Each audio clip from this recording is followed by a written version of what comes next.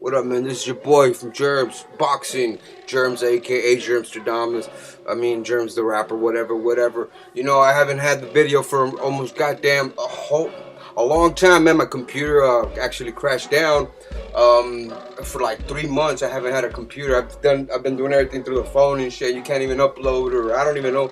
I just couldn't figure out how to do videos and upload them through the phone because my memory was like nil and shit. I didn't have enough room. Whatever. No excuses. Bottom line is I didn't have a way to put videos. But there's been a lot of nuts that I've been trying to rub off on here, man, because I've been wanting to talk for a long time about all these fights that had happened, that had passed, and I'm like, God damn it! I wish I would have done a video. And you know, and I know I got my my Facebook thing, but it's not the same, man. It's not the same as just to talk about it and just to, you know, to express it, because I mean, there's a difference, you know, when you rant on online and shit about something that everybody can relate to. But when it comes to boxing, it's like a jam. When you have a real boxing fan, that person is special because they understand the complexity of the mind of a boxer. You know what I mean? Everything from the defense to the offense.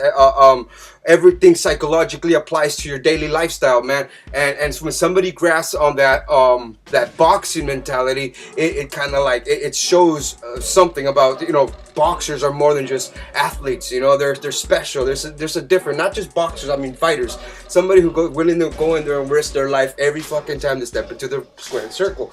Okay, so basically, when I want to passionately express something to you, I feel like it's better coming from the heart as opposed to the heart bouncing off some technical keyboard or whatever, and going back and kind of like filtering some emotion. I mean, I can do that, but for some reason, when it comes to boxing, it's a little different because it's more, you know, sometimes words can't even express what I'm trying to say. Anyways, I think I'm just running off right now because I haven't talked to you guys for a minute. But yeah, I have a lot of fights that I want to cover right now, man. A lot of fights. And I figured I'm going to jam them all in this video. And if I can't jam them all in this video, I'll just split them into two. But I'm going to try to do as much as I can off the top of the head. None of this is written. You guys know my style, you know. The only notes that I have on the side is the pronunciation of the last name sometimes that I just don't get. Okay, so first of all, I got my little list right here. I wanted to go off of what I got right now. I wanted to talk about what had happened in the past, you know. I want to cover the Mayweather Canelo fight, but if I don't get to that video, it'll be on the next one. But if I do, if you see it on the title, that means it's in here. Okay, if you don't see it on the title, that means it's not in here. Alright, so I wanted to talk about, well, first of all, the Lucas Matthysse versus Danny Garcia. Danny Swift, Lucas Matthysse. Goddamn, talk about World War, man. This reminds me of Russia versus USA back in the Cold War. Not the actual war, but the potential. You know what I mean? What was gonna happen? You know, the other alternate reality that had happened. You know, if Russia and the USA did, you know, get into it and started bombing each other with nuclear bombs, bam, boom, back and forth. The kind of war that will end mankind. That's the kind of war this is gonna be. Because Lucas Matthysse was underrated for the longest time. I've always told everybody about Lucas Matthysse. This guy he's got that crippling power, but he did come out from the short end of the shitty end of the stick sometimes, you know. But his skill, everything, you know, everything shows at the end of the day. Eventually, everything shows what he's about when he's fighting whoever the fuck he's fighting. Alright, Danny Garcia is exactly the same. He was always being written off, and next thing you know, boom, left hook, boom, left hook. That left hook is crippling, man. I swear to God, that left hook is crippling. I think I saw Amir Khan in a wheelchair still. You know what I'm saying? You know, I'm just fucking with you. But you know what I'm saying? Lucas, when I first heard about it, I was like, whoo, oh my God, Lucas is gonna take it. Wait a minute. Danny's gonna take it. Wait a minute. You know, it's one of those fights. You don't even know who's gonna take it because both of them were underdogs, punching away until finally you get into the limelight. This last fight that Lucas Matthysse was against, what was it? Peterson? Was it Peterson? Whatever. Dude, he was chucking those fucking overhand rights. Peterson, you know, Peterson was doing the goddamn Pinocchio.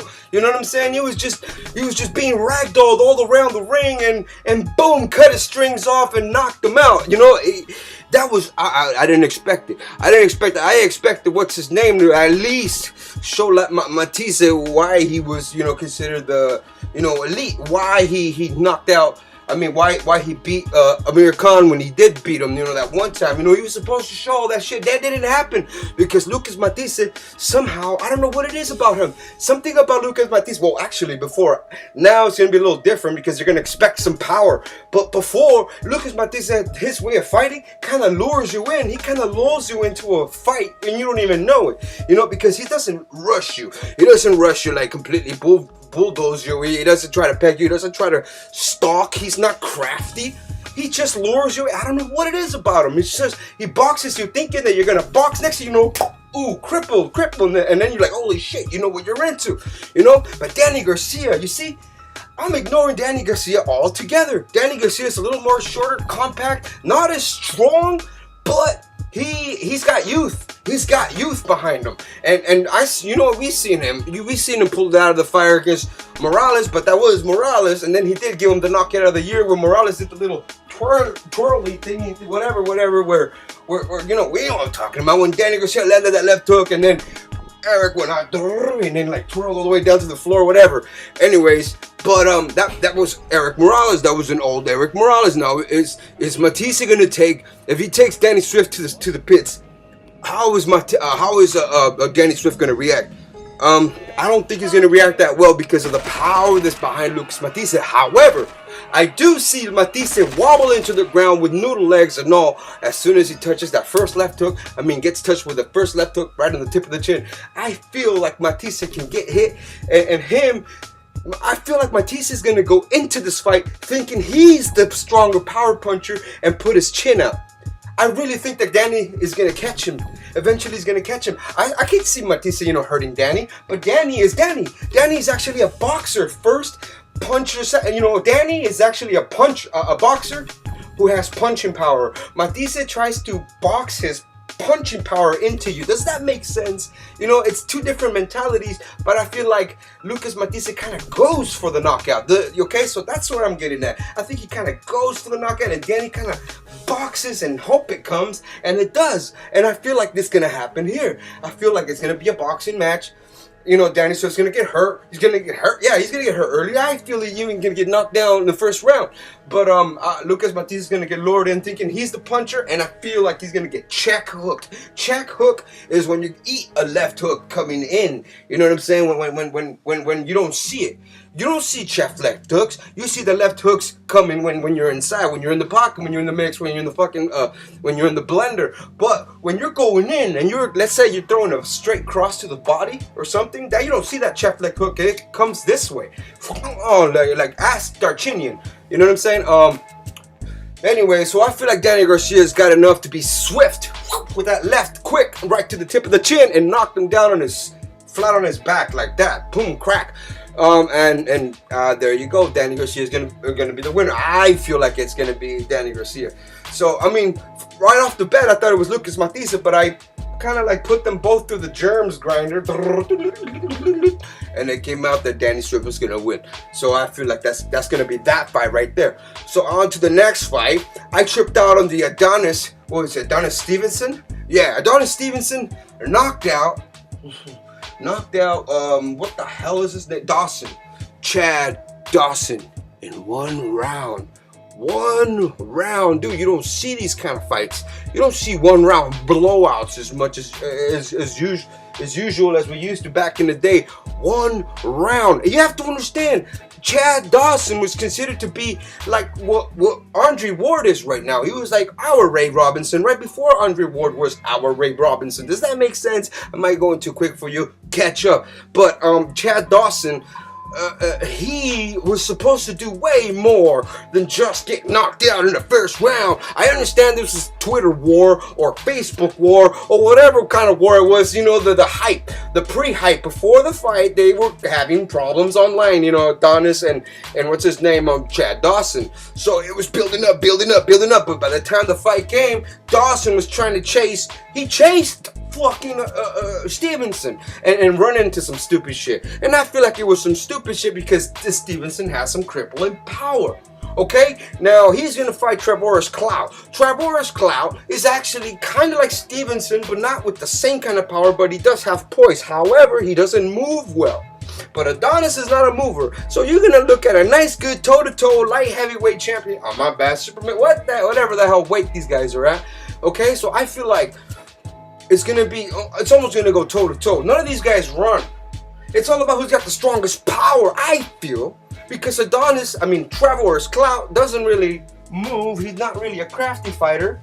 You know what I'm saying? He got outboxed by Bernard Hopkins, almost one-sided. We got to remember that. Okay? So somebody getting outboxed.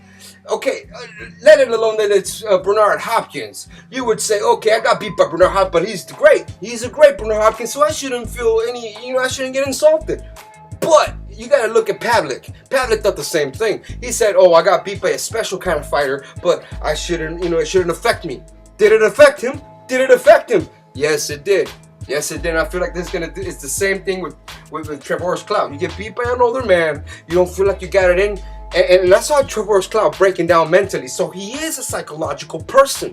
So I feel like he's going to go in there, maybe go for the knockout, maybe pull back a little bit. Whatever it is, the TRAVORIS Clout's not going to be the same one mentally. Yes, he's going to have all that youth. Yes, he's going to have he's going to be in shape. He's going to have all that health. But the mentality. I saw the mentality kind of take a jerk when he was fighting Bernard Hopkins. I feel it take a nice quick jerk. So I feel like it's not going to be 100% TRAVORIS Clout. It's going to be like 92. Okay, so a 92 TRAVORIS Clout versus a red-hot Adonis Stevenson. Adonis Stevenson is going to knock him out like in 5. Okay, I feel. This is my predictions. This is my calculation, mathematical, whatever. That's what it is. That's what I see. That's what I feel. That's what I feel is going to happen. Okay, so let me keep jumping around with these fights because, I feel like the clock is already running out. Miguel Cotto versus DELVIN Rodriguez. I think there's two Boricuas. It's a good fight for the East Coast. Yes, that kind of fight is, you know what I'm saying? You got two guys that, can potentially be in a GQ magazine, easy. And going against each other, that shit can sell, Rodriguez, one of his biggest pummeling was when he put that homeboy in a coma, so that's when I realized that he got some pretty bad power. He's got some good power, okay? So, but he's got hidden power. DELVIN Rodriguez is not the kind of guy that's like, it's spectacular hooks and all that shit, like a Mike Tyson or Costazu or, those kind of punches that you see a mile away fast and just crippling. No, DELVIN Rodriguez have sneaky left hooks, sneaky little looping rights. So he hits you with shit you don't see, okay? Because he doesn't move like he's powerful, but he's powerful. He is strong, okay? If Miguel Cotto can actually keep hooking, I can see an upset. I can see an upset here. Miguel Cotto getting a little comfortable, him trying to always go for the belly, but you got to remember, Cotto is ignoring the belly now, so we got to think of Miguel Cotto as a puncher, like a kind of like a brawler, almost like a boxer puncher, like a Trinidad, but without the whole, the whole back foot left hook type of shit, so I think Cotto is gonna have enough to outbox DELVIN Rodriguez. DELVIN Rodriguez, I feel, might even drop Cotto, but the whole way I think this is gonna be one of those fights is gonna look competitive, but it's not gonna be competitive. It's gonna look competitive, but it's not. And Miguel Cotto is gonna obviously take a decisions win. Nobody's gonna knock nobody out in this fight. Okay, now here's a good fight coming up. Well, speaking of one rounders, let me back it up. Let me back it up a little bit. This fight that just happened with that fraud, the guy from the Patriots, oh no, not the Patriots, the Spartans, dickhead, same shit. The Spartans, what's his name? Seth Mitchell, that guy that I told you guys that I really didn't care about. Oh, thank you, baby. Oh, I got it. Hold on real quick. She wants me to do something here. You're welcome, baby. Okay, so anyways, what was I saying? I forgot. Oh yeah. Chris Arreola demolished him in one round. He's got Seth Mitchell. He took him out of the toilet paper roll and wiped his ass with Seth Mitchell. One round. The first freaking punch he landed. They were kind of playing at boxing. They were like, we're big dudes, but we're gonna pretend that we're gonna box. And here comes that straight cross from Chris Arreola. And thank you. And down goes Mitchell. You know what I mean? Mitchell has like more glass in his jaw than a goddamn chandelier. He was like he just fell apart completely. He shattered. He tried to get up again, but every time you hit him, it's kind of like his knee injury came back, because for some reason he can't stand still, you know. And that's Seth Mitchell for you. He was an upset waiting to happen, and it happened, and it happened, and it happened. Beautiful smashing. Like exposed is an overstatement. He kicked Mitchell's ass so hard that Mitchell ran behind the referee like, make him stop. You know what I'm saying? Like, he did. And if you don't believe me, go Google that. I mean, Google it, YouTube it, because that's what happened. Oh, here. You want a cookie? Okay. All right. So yeah, that's what happened. Crash Arreola demolished them, and he's calling out Stevern, whatever, Bermain for another fight. The first one was epic, you know. It was, I mean, not epic, but it was pretty good.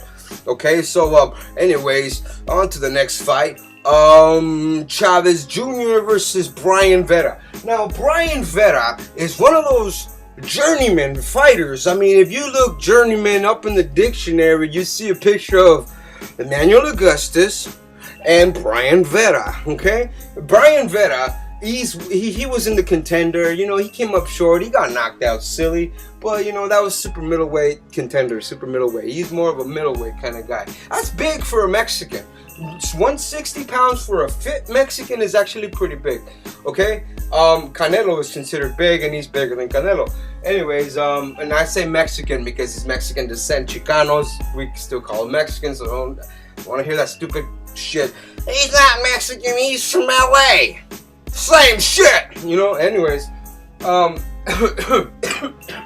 yeah, Brian Vera. Okay, here the only reason why. Okay, you see, I wanna say Chavez is gonna take it simply because of the fountain, magic fountain that he's drinking out of. I ain't saying what, but I feel like he's drinking some sort of magic shit. But anyways, that's my opinion. I shouldn't have said that. I'm expecting some mad comments. So anyways, what I'm trying to say is, I think that Chavez doesn't move his head a lot. Brian is a cagey fighter. He's so cagey. You know what cagey is? Cagey is kind of like unorthodox, you know, kind of like, it's like he's all over you, but he's not all over you, but he's all over. He's got you all over the place. You can't even get his rhythm down. You know what I'm saying? I'm not saying like he's an Emmanuel Augustus, you know, coming from like fucking east, west, north, south, you know, like from all these directions. No, the thing with what's his name? Brian Vera, he reminds me a little bit of Sam Solomon. Okay, you know, kind of like one of those offbeat fighters that you think you're on beat, and next thing you know, boom, you know, he hits you with the damn long overhand. His fighting style is kind of like wide overhands. When he fought Sergey Zinzuruk, I thought Zinzuruk was gonna take it because he's got the power to cut down Vera. But Vera, I forgot about those wide hooks that he brings from left field, outfield, and he started clipping Zinzuruk. And Zinzuruk fights almost exactly like Chavez, straight up. The only difference is that Chavez has the left hook to the body. That's the only difference. But I feel like if he has his left hook to the body, guess what's going to be open? The overhand rights for Brian Vera. And I feel like Brian Vera is going to catch, hurt Chavez, drop him, almost beat him, but they're going to steal the fight from Vera, and they're going to give it to Chavez. That's what I feel. That's a prediction. I'm predicting a robbery. Chavez is going to win, but Brian Vera is going to kick his ass. That's what I predict. And you know me, I don't really predict robberies much, but I predict one in this fight. Okay, now on to the next fight. What do I got here? What do we got here? Okay, I'll just do one more, and then I'll go for the main one. Okay, where the hell did it go? Oh yeah, Tyson Fury. That's what I wanted to see. Tyson Fury is gonna fight. Wait, who the hell's it go? Oh yeah, David Haye. David Haye versus Tyson Fury. Tyson Fury. You just hear that name and you quibble. Oh my God, is somebody's gonna come and knock me the fuck out? That's what you think. But you see him fighting, and he's kind of like a lot. You know what I mean? I think Tyson Fury is one of the most overrated big time paid. He's almost like a Gary Cooney, you know, to me, Gary, Jerry, whatever his name is, the Irish dude. To me, what's the Irish? Yeah, to me, or am I thinking about the Great White Hype? Whatever. Gary Cooney. I feel like that's a new modern day Gary Cooney. He was fighting Cunningham. Was it Cunningham? In the second round, he was like kind of taunting Cunningham, and Cunningham knocked him down. and he was about to knock out, what's his name? He was about to knock out Tyson Fury. But Tyson Fury, I've seen his big fights. He wins because of his size. He imposes his size on you. I didn't know you could. I mean, Vladimir Klitschko used to do that. He used to impose his size on you, which means that when a shorter fighter gets up close, he hangs on to you. You know what I mean? It's kind of like it's a secret. You know what I mean? I mean, I'm not tall. You know, I'm 5'5", 5'6", with shoes on, whatever the fuck.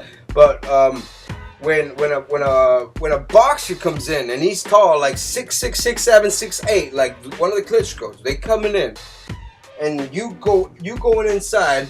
And you try to, like, you know, let's say you're trying to dig into the body. What the Klitschkos would do, and what Bernard Hopkins does, what a lot of these crafty veteran fighters used to do, they'll just kind of like, they'll clinch and kind of put some dead weight on you. Okay, so you clinch and kind of like put dead weight on you, you're almost like hanging on him. But if the other person, okay, the only thing that counters that is if you actually, like, you know, let yourself kind of almost go down to a knee. I've seen fighters do that. I've seen fighters that can counter a clinch. You know, somebody clinches and they kind of like just go down a little bit, you know, or even sometimes all the way to the ground. You know, because what's happening there is that when they're putting their weight on you, your legs, you're lifting him. So basically, you're fighting, and then you're lifting him. So you do that shit 1, 2, 3, 4, 5, 6, 7, 8, 9 times in a round.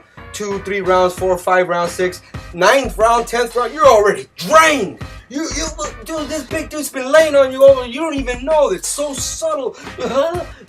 Next thing you know, boom, boom, boom. So Klitschko, back in the day, that's what he used to do, and that's why, you know, you were already tendered up. By the time that cross came, you're already gone. And that's how Fury fights. Except he has no one-punch power. My bad. Power. He doesn't have no one-punch power. What he does have is, you know, his weight, his power of his weight.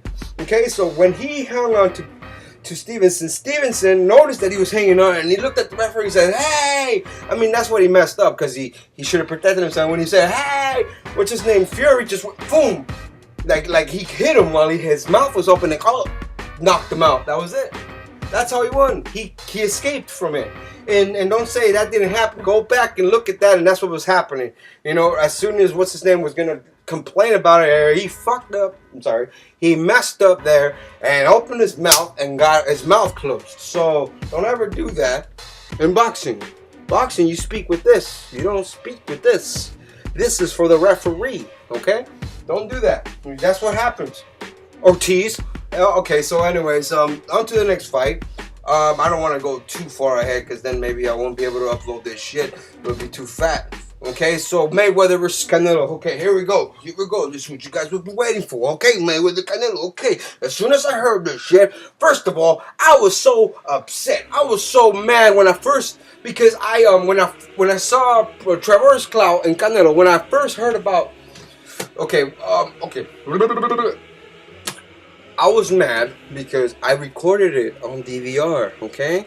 Now, when I go to a website, I do not expect the answers to be already there. Who won the fight? I was so freaking mad when I stepped into Eastside Boxing, and then they said, TRAVORIS Clout was robbed, and I haven't even seen the fight yet. And I was like, what? Why did they ruin it? Oh, spoilers. You know, like somebody telling you the end of the movie. Of a movie with this magnificent twist that you wouldn't even expect, because the whole way through you're thinking something else. When somebody gives you that twist, it just ruins it. Like the movie Scream, the first one, the original. They want to tell you that the killer was. If they would have told you the killer was in the beginning, the whole movie would have sucked. That's what it feels like when somebody tells me who won the fight. Who wins the fight? I hate it. I hate it. It's a pet peeve of mine. Don't ever tell me who wins the fight, even if it's already happened and it's like 1 in the morning. Hey, what do you think about the fight? If I haven't posted about it, I mean I haven't seen it yet. Okay? Well, maybe I'm talking about the other website. I'm talking about YouTube. But anyways, I'm going on and on about that. But anyways, I saw that TRAVORIS clout was robbed, and I was like, shit. But I kind of thought that TRAVORIS clout was gonna give him problems. Oh man, TRAVORIS clout. So basically he beat Canelo, and Canelo's walking around with a fake win.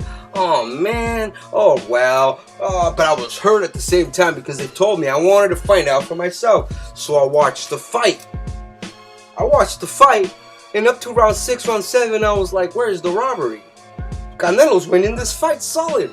You know, TRAVORIS is giving him some problems here and there, but you know, Canelo is it's even. I saw it even. And then came that point where Canelo drops him with a cross. Boom, he drops. Canelo beats him. The points are in.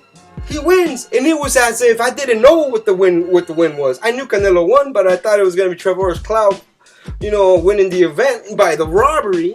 So it was kind of as if I didn't know who was gonna win, because Canelo did win that fight. Solid. Maybe by 1 point, maybe by 2 points. Kind of been a draw, but he won it. There was no robbery. I didn't see it. I saw a really close fight, and Canelo dropping the shit out of him. That's what I saw. Why, you know what I mean? I went back, I'm like, dude, that's why I don't really go to these boxing websites, because all these youngsters, they don't know shit about boxing. They don't know how to score. They don't know how to score body shots. They don't know how to score clean shots. They just know how to score the crowd. You know what I mean? Like, they're screaming, therefore, what's his name's winning because he's flurrying. Did he land a punch? Who knows? Okay, that's what I don't like. Okay, so I judged that shit, and I had Canelo winning by 1 or 2 points. I don't remember. But I just remember I had him winning. Anyways, that's not the point. You know, Canelo adjusted. He adjusted. He showed me a student there. Now, Mayweather. Now, let me talk to you about Mayweather. Wait. Yeah. Mayweather fights with his little shoulder roll, right? Right? You're going to think that he's going to stay in the pocket versus Canelo, right? You're going to think that he's going to do all that shit. But what did he do? What did he do when he fought Guerrero, huh? Tell me that, huh? He was boxing like his daddy. He was boxing like his daddy. Because when he was training with his uncle, he was fighting like his uncle. In the pocket. I don't have to move anywhere. I can slip, slide. But when he was being trained by his daddy, it was a different Mayweather, man. And that Mayweather right there is the one that's going to show up against Canelo. Mark my words. That's why he had Guerrero. He wanted that pressure. So he can run. I don't call it run. I call it boxing. Running is for people. Anyone that says running is for people who don't know boxing. For people who are stupid, who wants knockouts. That's what I think. Unless you're Oscar de la Hoya in the final round against Trinidad, you're not running, you're boxing. Okay? So anyways, Mayweather was boxing. Woo. Slip. You saw those slow motion reels. Woo. He was making him look stupid. I was kind of embarrassed. You know, he lives like 10, 15 minutes away from here, Guerrero does. And I felt embarrassed. I was like, well, the passion is from here, but we have brains too. He didn't show it there because Mayweather was woo. You know, he was running. I mean, boxing intelligently. Bam, boom, that's it. Boxing goes up against Canelo. You're gonna think, I'll be stupid if I don't root for Canelo, but I'll also be the same kind of stupid if I bet on him. Okay? Because I feel like I'm gonna be rooting for him. We're gonna have Coronas. We're not gonna have Old English. We're gonna have Coronas. We're gonna have all my homies there. We're gonna be drinking. We're gonna be going, yeah, Canelo, yeah, gingerbread man, yeah. But you know, Mayweather is gonna show us why he's #1 pound for pound, as he's gonna outbox the gingerbread man, and it's gonna be, you know, I feel like Canelo's gonna hurt Mayweather here and there. But this fight, I don't think it's going to be as close as people say it is, or think. If you really think about it, Mayweather's going to take it. He's going to take it. He's going to outbox him. It's going to be just another victim. Another one. Just another one. Yeah, Canelo's got power. But so did everyone else that faced Floyd Mayweather. Everyone had power. I feel like De La Hoya hits harder than Canelo, and he couldn't land it. I know he was old, but that's my point. No, everybody has a puncher's chance, and that's all we're giving Canelo is a puncher's chance. I don't do that. I use this. Mayweather. Well, I'll box him cleanly and easy. So that's JERMZ boxing for you. You guys let me know what you guys want to hear. It's been a long time, man. I feel like I just like let it